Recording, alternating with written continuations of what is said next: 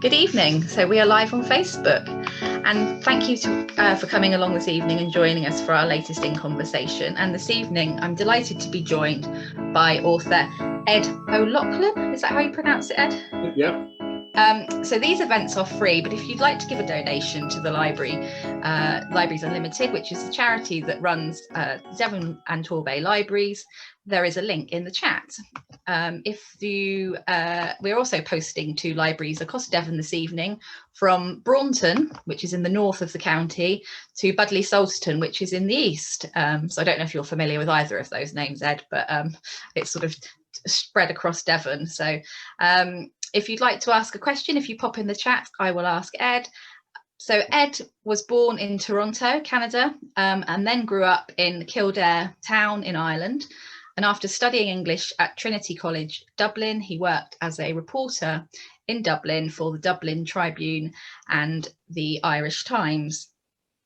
He worked as a reporter from Africa for the Irish Times, Sydney Morning Herald, The Age, The Independent of London, Christian Science Monitor and others, and was the Middle East correspondent. Obviously, I'm going to have to scroll up because I'm reading this as I go down.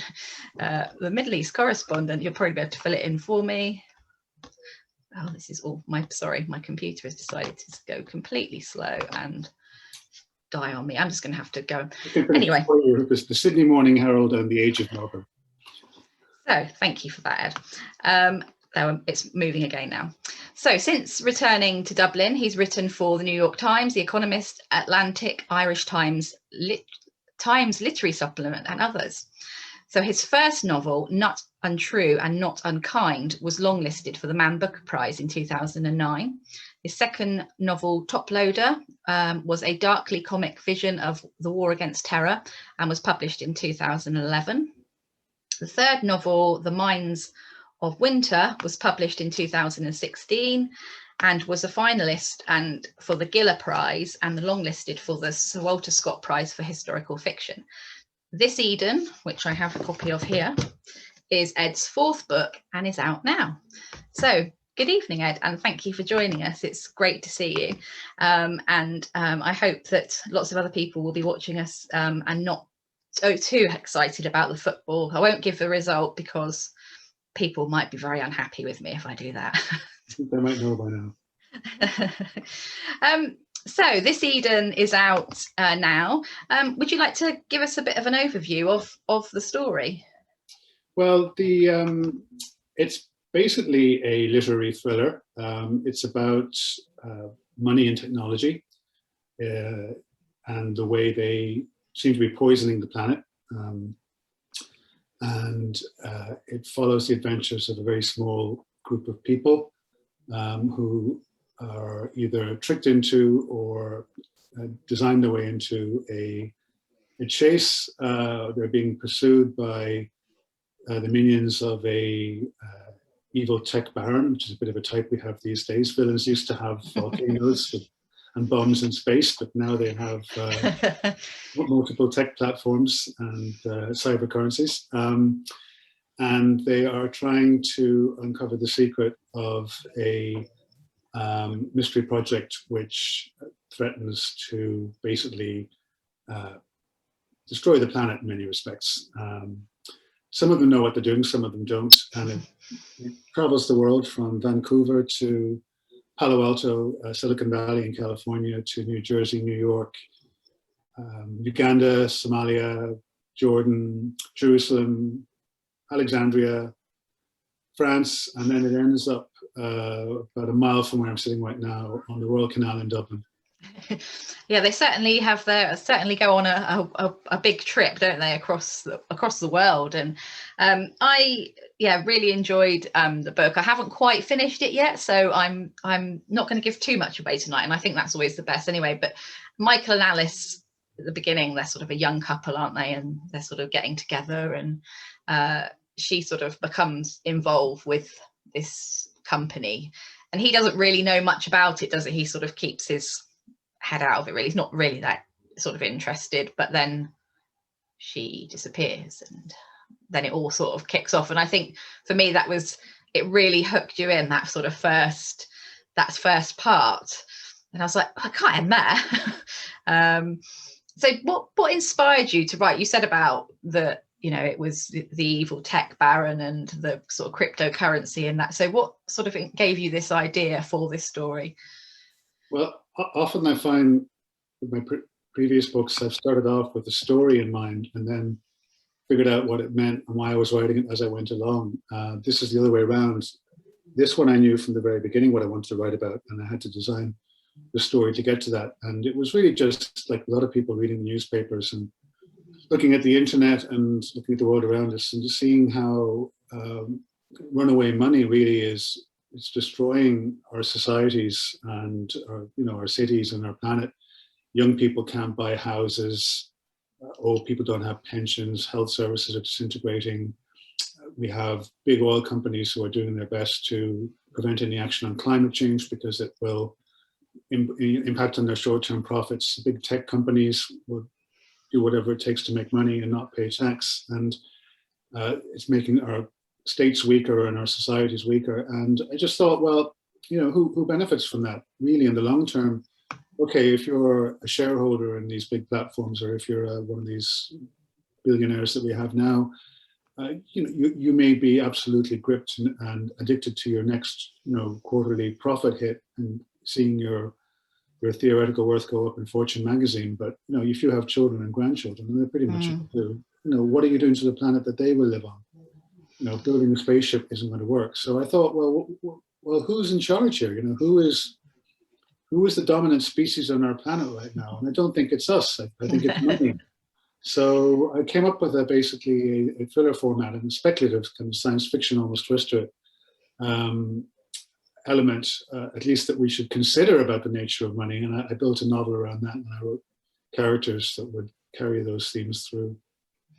I think the cryptocurrencies that are featured in the book, for those of us who are a bit baffled, me included, so I've heard of like Bitcoin, and I understand that there's this sort of money that's not real money, but it works like a bit like real money. So yeah, I'm not really sure. So would you like to give us a brief overview for everybody who's watching and going, I don't know what a cryptocurrency is?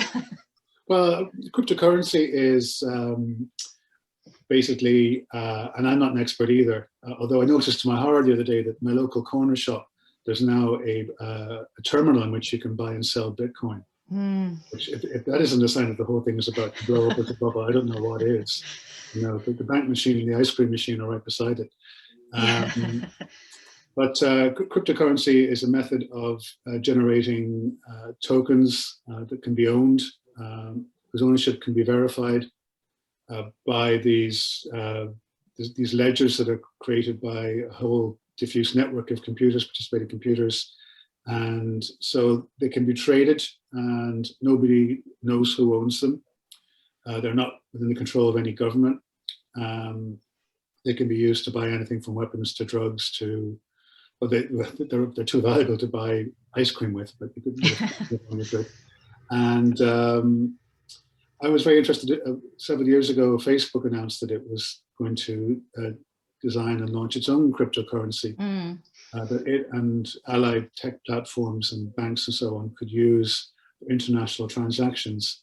So it seemed to me that at that point you would have an international currency that was beyond the oversight, control, or even knowledge of governments. And how do you then tax people? Who is then in control of money itself? Yeah. If you can't levy taxes, and nobody likes paying taxes, but if you look out the road and see the ambulance driving past your house, to your stricken neighbor, that's where it comes from. If you look at the soldiers and airmen who are guarding your country, that's where that comes from. Taxes are very important, and the state is very important. The state is some level of protection between us and these big, massive supranational. I almost said supernatural, but in many ways that's actually not a bad Freudian slip. These corporations that are incredibly powerful, and if they control the money itself, who then can protect us? The thing is as well, isn't it? It's like you're saying about, at the moment, there's things, the banks have like things to put in place for money laundering, all those things, so that you can't do all of the things that you just said, like buy weapons, buy drugs. Well, you can, but it's harder. It's made it, yeah. It's more difficult, isn't it, than that, but whereas this sounds like it's pretty much a free ride to buy whatever you want, from ice cream to arms, which is not good. The book, so like I say, it touches on, so it's Michael and Alice, this young couple, and then Michael gets sort of dragged into what Alice was working on before she disappears. I don't think that's giving away too much, because that happens fairly quickly in the book. Yeah. And then he's sort of introduced to other people, quite a wide range of sort of characters, and we've got, so I'm going to try and pronounce it, because is it Aoife? Aoife, that's it. Aoife, yep. So, and also Taos, yeah. Taos, yeah. So they are sort of, well, you don't really know what I'm not going to give away what they're doing, because actually it's quite complicated, but yeah, he's introduced to them and gets pulled into their world, doesn't he? And that's when he meets Campbell, who I loved as a villain. He's a very, like, I think you said, I saw an interview that you'd written where you said he was pretty much the James Bond villain without the cat. So yeah, was he fun to write? Did you enjoy being able to make this villain? Did he come did he manifest easily? It was fun to write his kind of delusion, which is that, like a lot of these people, he thinks that he can somehow buy his way out of the human condition. He can somehow find a way of living forever and escaping the coming disaster. So I had fun in writing about I'm trying to say anatomizing, but I'm mispronouncing it. Dissect his own personal delusion. I mean, we know the people who are trying to build spaceships because we can colonize Mars when we have a perfectly nice planet here, which is filling up with their electronic waste. So he was fun, but he was quite easy to write, because really I just had to do an identity kit, tech sociopath, and I think I wrote him in a couple of days. I just needed a villain to set things rolling. He's there in the background a lot, but after that, he's not into Shark Tanks. Unfortunately, I couldn't figure a way of working a Shark Tank into it. Did he? Was he based on anybody, or was he just based on lots of people? Because the thing is, you said about lots of villains, like you say, they always want to rule the world and live forever. That's their bag, really. So was he just sort of based on that sort of stereotype, or had you sort of, No, he's based on all of them. And I think we know the names. Yeah, but we won't do that because we don't want to get sued. Yeah. So the book is really, like I said at the beginning, it's really sort of fast paced, and it pulls you in quite quickly, and it's got some great reviews in the press. And one of the things I read was that it said it would make a really good film, and I could really see that because it has got that sort of pace, and also it's got lots of twists, and the characters are really interesting. So have you had any thoughts about who you might like to play the main characters in there? No, I mean, and in fact there are a couple of people who are interested early on, anyway, early days in maybe adapting it, but for the actors, the three young people are all a bit young for me. The kind of one of them is Irish, two of them are Canadian. I don't really know who the up and coming 20-something actors are in Ireland, let alone Canada. Taos, who's sort of American and sort of my age. I couldn't play him myself. I think someone like John Cusack would be fun, somebody with that kind of energy, because he's very mysterious, but he's also very witty, so quite a comic part. But Campbell Fest, I mean, I haven't even decided what ethnic people are, so I decided not to settle on that, to make the casting easier if it ever got filmed. And Barbara, No, I she's don't know who would play it. I'm not a yeah, Barbara Collins, yeah. Yeah, she's interesting. Yeah, I think there could be quite a lot of people that could play her, and yeah, and it's interesting. I know it's some authors have said that they don't actually know what they look like you just said about Campbell, that you haven't sort of given him like authors that have written series and said, well, I don't know who would play him because actually I don't know what they look like. I just know how they are. I don't really have a vision of what they look like. Is that a bit like for you? You don't really have a picture in your head. They are just, you just write them. No, I know roughly what they look like. Michael is a handsome young guy of Iranian descent. Alice, I described. She looks a bit like an old friend of mine, and so does Aoife. Looks like another old friend of mine. Taus, he's. I know what he looks like. Yeah, I think I described him. But yeah, you know how they. I don't really like when I describe characters. I don't really like describing them in any great detail because I think that if you just give a couple of just general directions to the reader, they will draw their own picture in their mind. Yeah, they're much more interesting than any picture I try and put there. I don't try and steer people too much. Yeah, you quite often have pictures in your own head of what you think they look like, and then sometimes if the author says, "Oh, they look like this," you're like, "No, that's not a bit how I imagine they would look." So it's, yeah, I think that's quite. So when you planned this novel, did you said that you had the story in your head? Did things change quite dramatically, or did you stay quite true to the sort of original idea? The original idea, I knew where it was kind of had to be put together like Lego, because as you say, it is quite tightly plotted, but you don't start off with a plot like that in your mind, or I don't. I doubt if many people do. You kind of build it as you go along. You see characters, you see connections that maybe you'd missed in the first draft that you can make that will make it stronger, or quicker, or things that you kind of just put in by accident that can pay off later on. So it's a bit like weaving. You get kind of one line of narrative that goes one way, and then when you come back, you put in another line, and it all comes together. And I mean, I don't really know. It's not working off plans like engineering. It's what you discover along the way. But I had certain. The thing that did help hold it together was that I knew it was a chase thriller, that they were going to be going from one country to another, and that they couldn't.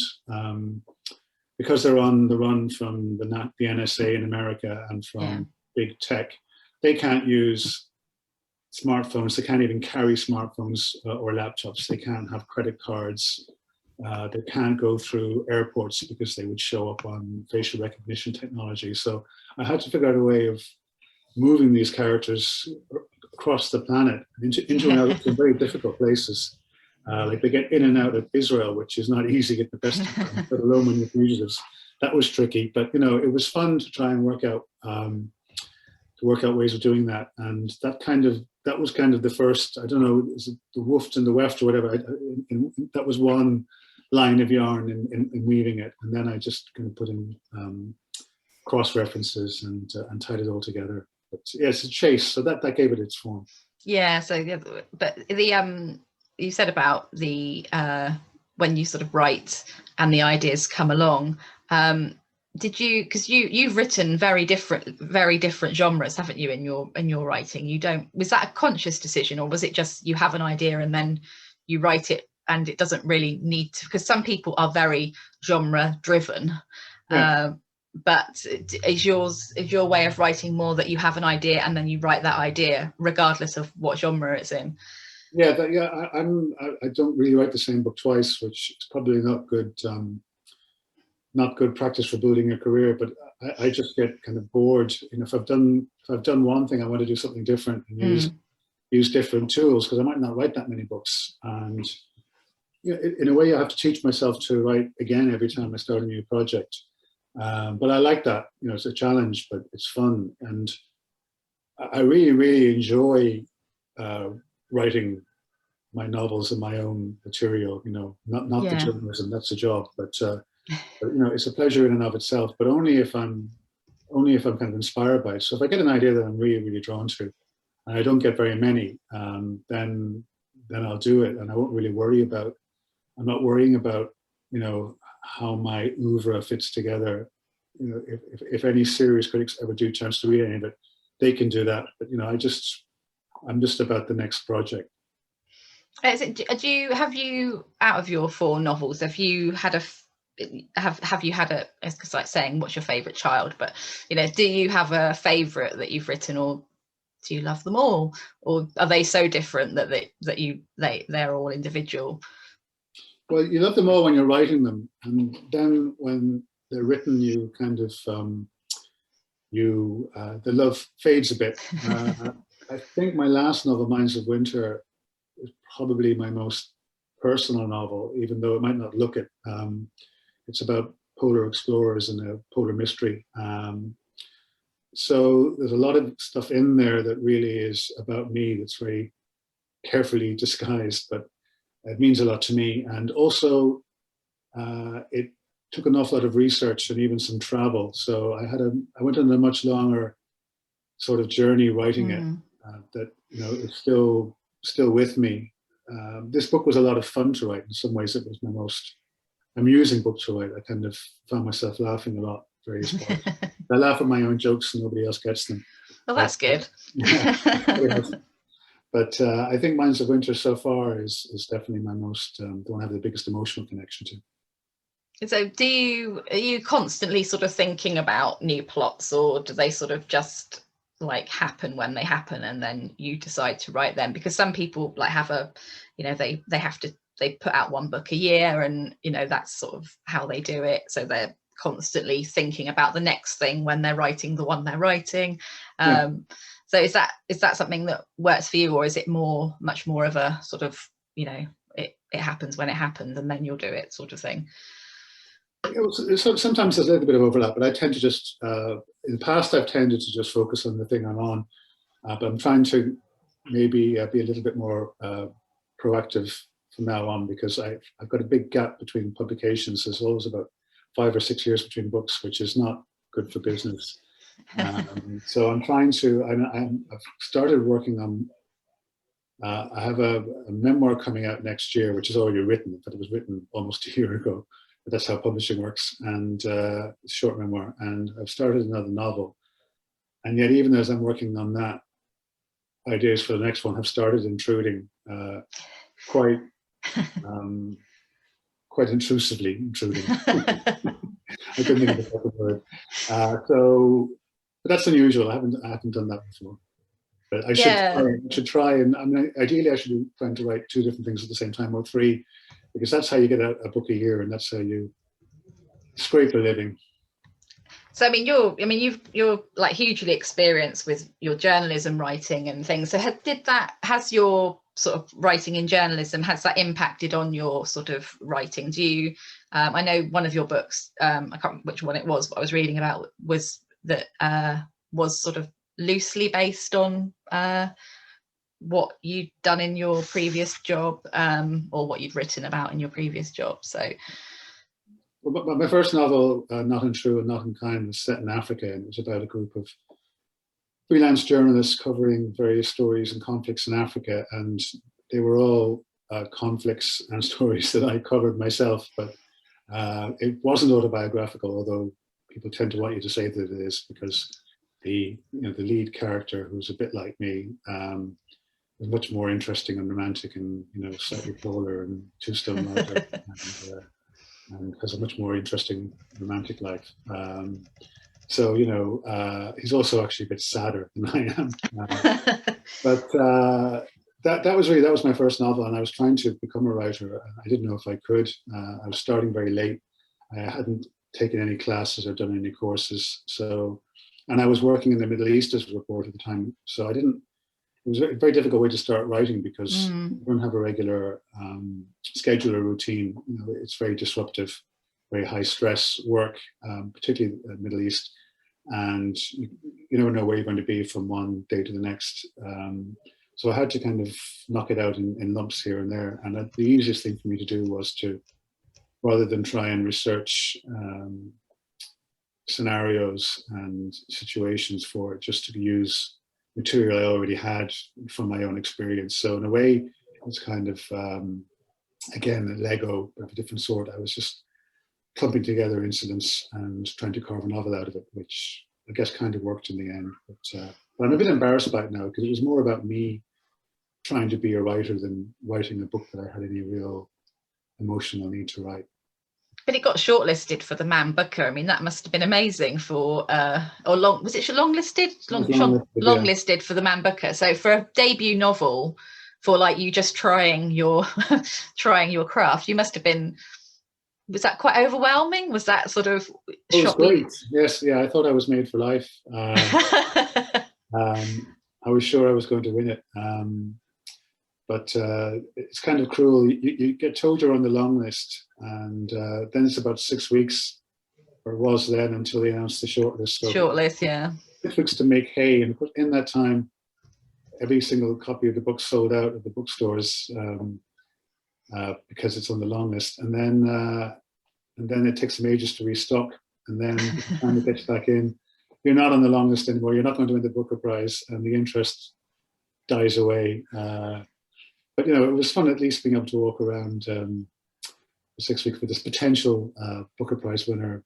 Yeah, definitely. Yeah. And so quite often they put a sticker on it, don't they, in the bookshop as well with the long list. List.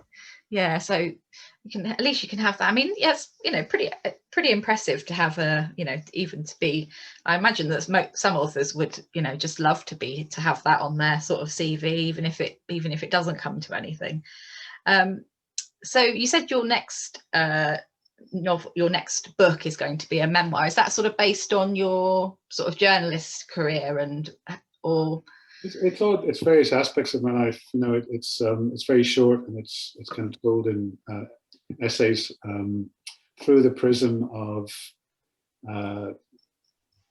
just my life last year. So there's 8 chapters corresponding to 8 different months from February through to September. It's not a kind of book that begins I was born of parents poor but honest. It's not linear, and it's not exhaustive. It's quite impressionistic, but it as memoirs go, as they tend to go, it's very personal. Because one of the things I was going to ask you was, has lockdown impacted on your writing at all? And those dates sound like from February last year to September sounds like that was right in the middle of lockdown. It was, and I mean, lockdown is mentioned, but it's not what it's about. And I would have been sitting at home trying to write whether or not there was a lockdown. So it's kind of noises off rather than the central thrust to it. I didn't really notice lockdown at first. I'm beginning to get a bit peeved with it now. But are you still have restrictions in Ireland at the moment? Are you? Yeah, they haven't opened up as much as the UK. We also have much lower COVID numbers. So. Well, yeah, that's swings and roundabouts. So I've got a question from Callum. So he says, your outlook on society is, in brackets, understandably bleak. Are there any areas of optimism or hope in the book? He hasn't read it yet, but he definitely will. Well, I mean, the book actually is pretty optimistic. I've said in a couple of interviews that the main characters are young because I think that, and it's a dystopian story, but it's set in the present day. And the reason I did that was because we don't know what the future is going to be. In a dystopian future, the bad things already really happened, and people are trying to deal with it, but the bad thing hasn't happened yet. And my characters, and in reality, people alive today, including us, we do have a chance to stop the really bad things happening. And we're being told, basically by money, that we can't stop them happening, that we have to put up with the way things are, all the various problems that we have around the world. But I don't think that's true. And even though it seems to be an uphill struggle and a long shot that we could sort out climate change and sort out inequality and sort out poverty and sort out the housing crisis, or the funding crisis in healthcare, which clearly could be solved tomorrow because they were solved before. I mean, it's not rocket science. There's a lot of people telling us that we can't do this, or it's impossible, it's too difficult, but maybe we can, and we have to give it a shot, because it would be even stupider assume the worst than to hope for the best. When you were writing this book, and you were talking about like the tech companies and things, I think we all sort of look at our social media presence and our the way that, how much information we give away daily. Was there anything that really sort of, I'll say, frightened you? Because you're a journalist, you probably know most things that sort of frighten you anyway, but was there anything when you were sort of like researching the book that made you feel even more nervous about the situation with the tech companies?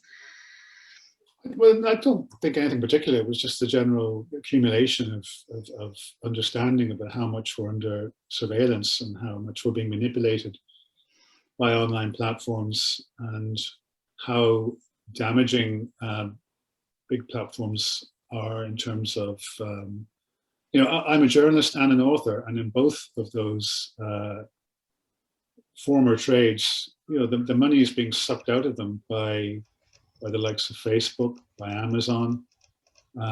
So it's becoming increasingly impossible to make a living at either, or both. And in the long term, does that mean people won't write books? Or people like me won't write books? People who don't have independent fortunes. Does it mean that there'll be no independent journalism, which is already becoming a real world worry? So we're just seeing all this accumulation of evidence. But I don't have any insight that you don't, or that people like this have. It was just I thought I'd write something about it that would look at it in a different way. I think there's more and more people are writing about it, and I think actually reading it either in the press or in books, for me, definitely has highlighted. There's been quite a few books about sort of stalking and people who can find out so much about you by just looking at your profile or what you give away, and I think we do that quite innocently sometimes, and then being libraries, we are all about sort of giving real information, and I think there's so much false information out there at the moment as well that it's very difficult for people to navigate their way through what's real and what's not real. So so I think that's something that I think as libraries we're sort of really proud of, is that we try and be able to give that real information as much as we can, and I think that's why people trust us in that way, that they trust. Having depositories of paper books is vital. But everything online can disappear, and everything online can be changed or censored.